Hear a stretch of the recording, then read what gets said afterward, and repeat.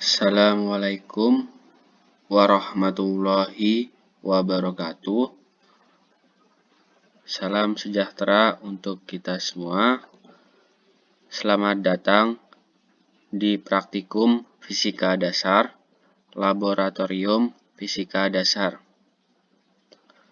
Kali ini saya akan membahas praktikum tentang modul pengukuran besaran listrik atau yang disebut dengan PBL. Hal yang akan kita bahas di sini, praktikum PBL ini, yang pertama tujuan praktikum, kedua dasar teori, ketiga alat dan bahan, keempat tata cara praktikum, yang kelima pengolahan data. Untuk tujuan praktikum PBL ini ada beberapa. Di PBL itu ada 3 submodul. PBL pertama, PBL kedua, dan PBL yang ketiga. Untuk submodul yang pertama, tujuannya memahami fungsi dan aplikasi dari alat ukur multimeter. Yang kedua, mengukur hambatan dalam dari ampere meter.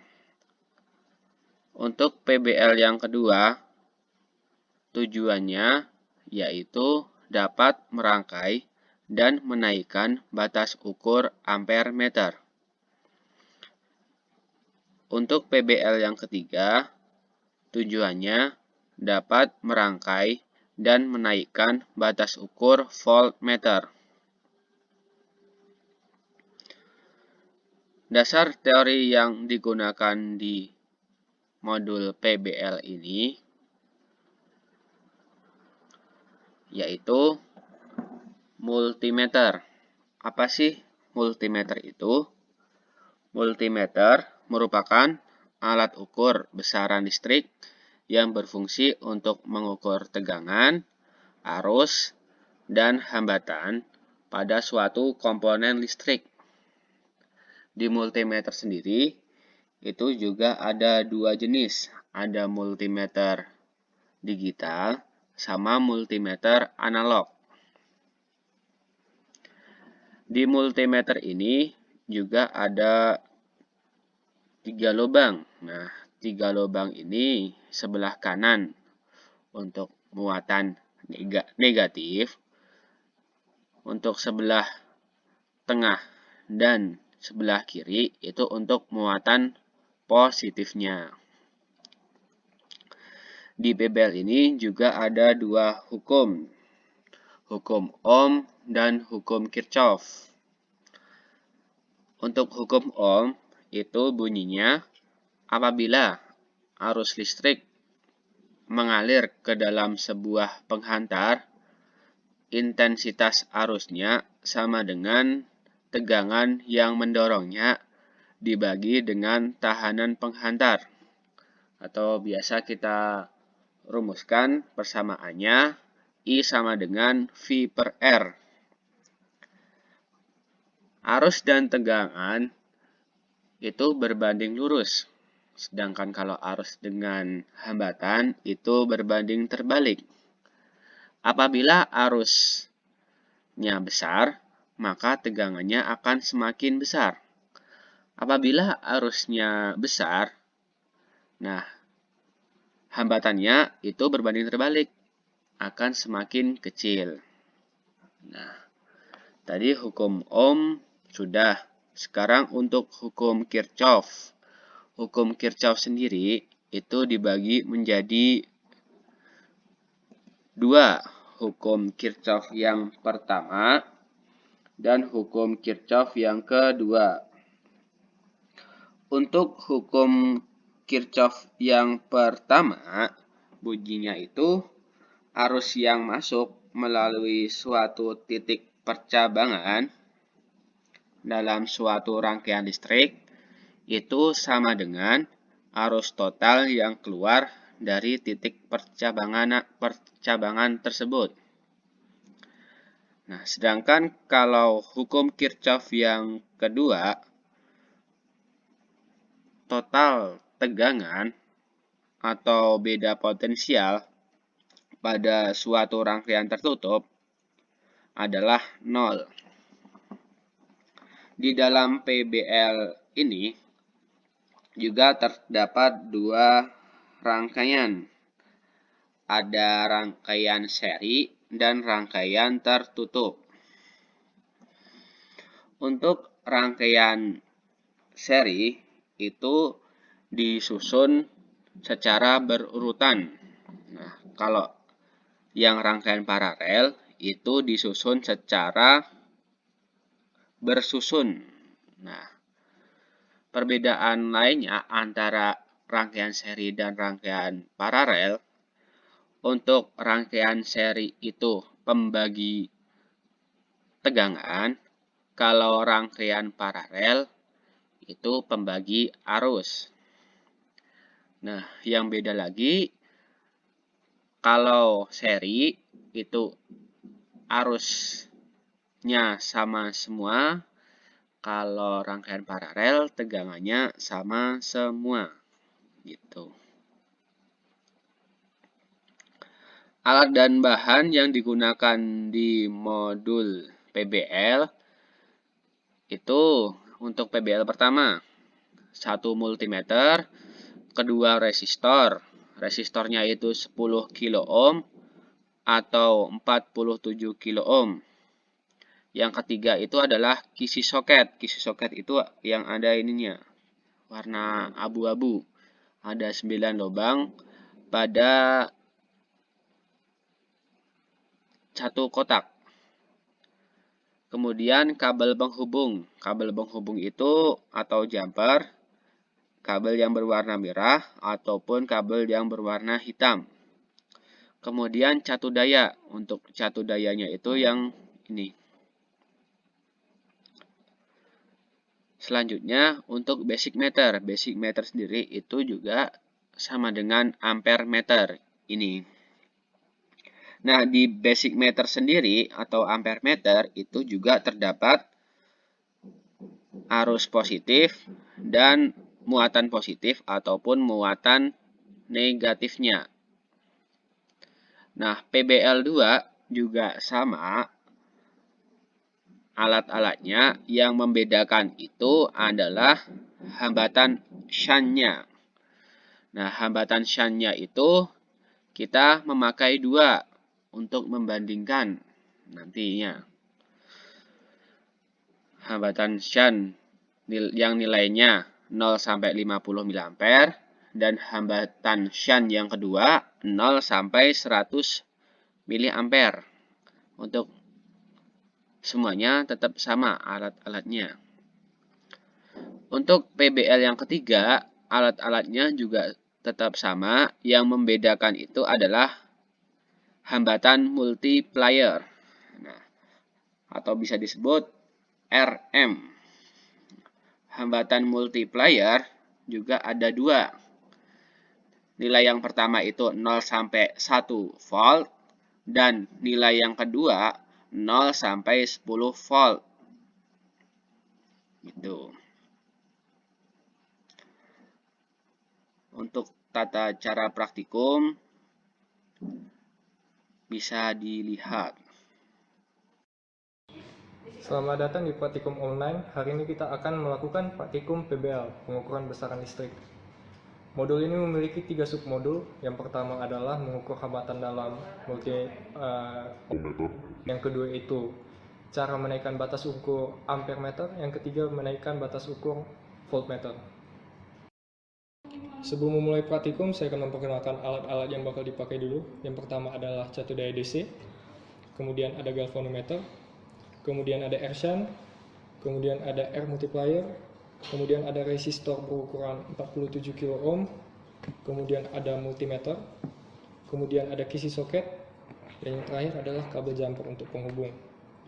Nah, untuk submodul yang pertama kita akan melakukan pengukuran hambatan dalam dari sebuah basic meter. basic meter dan galvanometer pada umumnya prinsip kerjanya sama. Yang membedakan galvanometer bisa mengukur arah arus. Jadi pada praktikum hari ini kita akan menggunakan galvanometer. Yang pertama perlu dilakukan adalah menghubungkan catu daya ke sebuah resistor. Alasan penghubungan ke sebuah resistor ini adalah agar ada arus yang berjalan.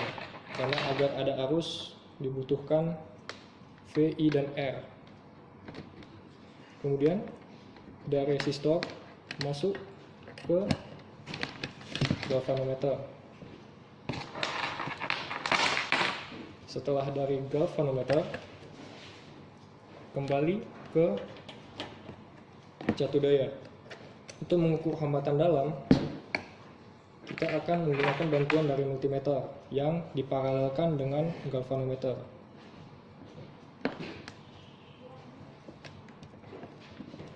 Masuk ke bagian positif.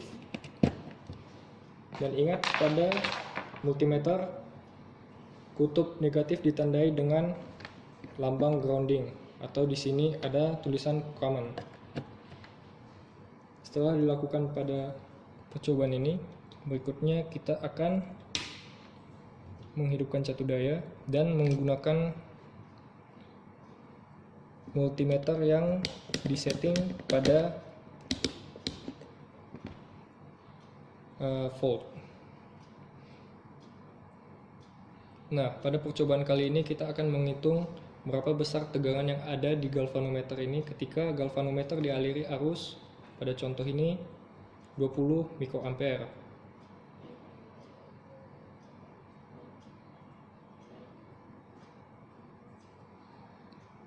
Pada percobaan 2 mikroampere, tegangan yang mengalir di galvanometer adalah 22 milivolt. Pada saat arus yang mengalir di galvanometer adalah 30 mikroampere, tegangan yang mengalir di situ adalah 33 milivolt.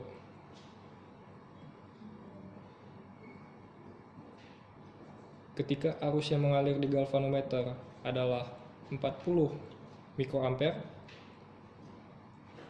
tegangan yang mengalir di galvanometer adalah 45,5 milivolt. Nah, dari submodul pertama, coba teman-teman menjelaskan apa peran multimeter dalam menghitung hambatan dalam. Selain itu, bagaimana cara menghitung hambatan dalam? Selamat mengerjakan. Untuk submodul yang kedua, kita akan menggunakan masih alat-alat yang sama, tapi sekarang dengan bantuan air shunt. Untuk langkah-langkah praktikumnya, yang pertama adalah menghubungkan jumper ke catu daya, masuk ke resistor. Setelah dari resistor, kita serikan dengan multimeter.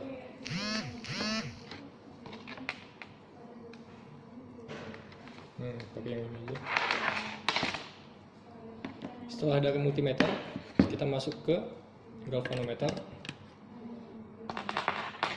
Dan setelah keluar dari galvanometer, kita kembali lagi ke catu daya negatif. Perbedaan pada submodul yang ini, kita akan menggunakan bantuan dari air shunt, di mana air shunt itu adalah resistor yang diparalel dengan galvanometer. Untuk memparalelkannya, kita tinggal meletakkan air shunt di sembarang tanpa diisi soket, lalu kita paralel dengan galvanometer. Untuk percobaan menaikkan batas ukur ampere meter, kita harus meletakkan multimeter ke dalam ukuran untuk mengukur ampere. Karena kita menggunakan arus DC, kita menggunakan ampere yang DC. Karena kita menggunakan arus yang kecil, kita setting pada limit terkecil, yaitu 2 miliampere. Kita hidupkan catu dayanya. Pada percobaan kali ini, kita akan menghitung berapa arus yang melewati seluruh rangkaian dan berapa arus yang hanya melewati galvanometer. Untuk percobaan ini, pada saat galvanometer menunjukkan ukuran 10 mikroampere, di multimeter ditunjukkan bahwa arus yang mengalir adalah 100 miliampere. 0,1 mA ralat. Pada saat di galvanometer menunjukkan 20 mikroampere, di multimeter menunjukkan 0,2 mA. Pada saat di galvanometer menunjukkan 30 mikroampere, di multimeter menunjukkan 0,31 mA.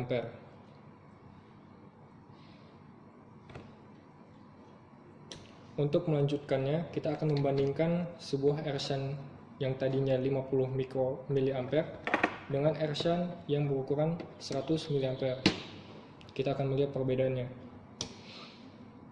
Pada saat galvanometer menunjukkan 10 mikroampere, multimeter menunjukkan 0,01 mA. Pada saat galvanometer menunjukkan 20 mikroampere, multimeter menunjukkan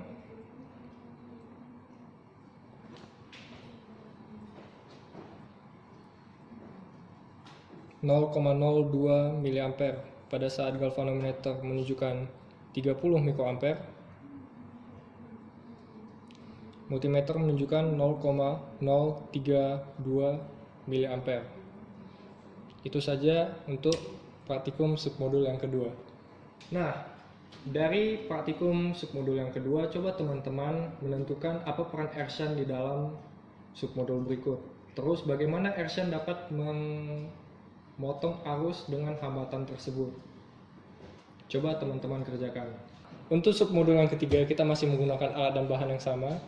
Namun pada percobaan submodul ketiga, kita menggunakan bantuan dari air multiplier. Langkah yang harus digunakan pertama adalah menghubungkan resistor ke catu daya.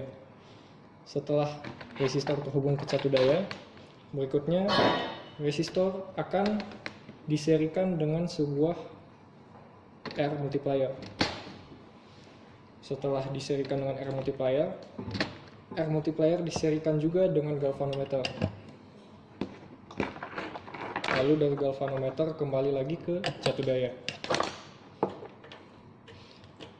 Pada percobaan kali ini, multimeter akan menghitung tegangan yang melalui air multiplier dan galvanometer. Untuk itu kita akan memparalelkan multimeter dari sebelum air multiplier dan sesudah galvanometer. Multimeter kali ini akan mengukur tegangan, maka kita set ke tegangan DC karena sumber arusnya DC. Sekarang kita akan melakukan pengukuran. Pada saat di galvanometer ditunjukkan arus 10 mikroampere, arus tegangan yang mengalir pada multimeter adalah 100 mV.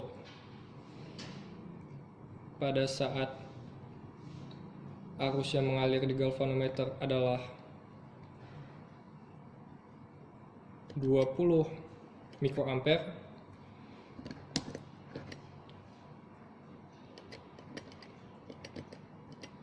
tegangan yang mengalir di multimeter adalah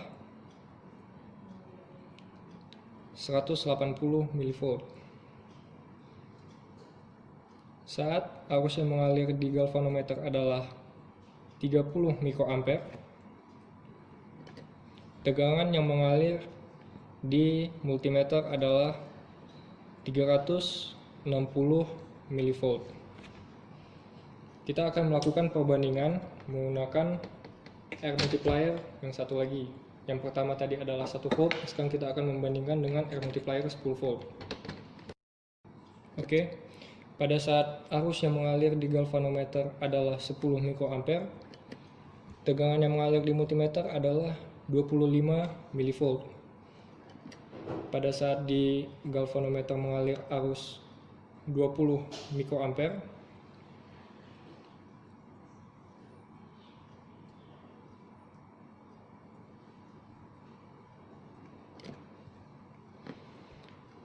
tegangan yang mengalir di multimeter adalah 35 mV. pada saat galvanometer dialiri arus 30 mikroampere, tegangan yang mengalir melewati multimeter adalah 70 mV. Demikian untuk praktikum submodul yang ketiga.